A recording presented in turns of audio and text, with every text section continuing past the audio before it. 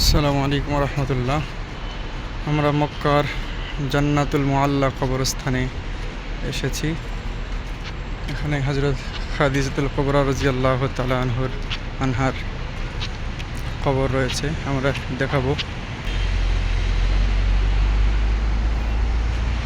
এখানে অনেক বড় বিল্ডিংয়ের পর্যন্ত, এদিকে যে শেষ মাথা দেখা যায় না। অনেক বড় মকবরা। আমরা যাচ্ছি হযরত খাদিজাতুল কুবরা রাদিয়াল্লাহু তাআলা আনহার কবরের দিকে। আমরা আন্ডারগ্রাউন্ড দিয়ে প্রবেশ করতেছি খাদিজাতুল কুবরা মাকবরা জিয়ারতের জন্য রাদিয়াল্লাহু তাআলা আনহা।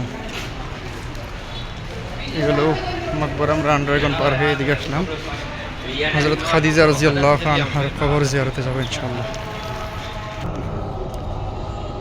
যেটা হচ্ছে হযরত খাদিজাতুল কুবরা রাদিয়াল্লাহু তাআলা আনহার কবর। এই যে বড়টা দেখা যাচ্ছে, এর ভিতরে যে ছোট অংশ দেখা যাচ্ছে, এটা হযরত রাসূলুল্লাহ সাল্লাল্লাহু আলাইহি সাল্লামের ছোট্ট ছেলে কাসেম, তার কবর।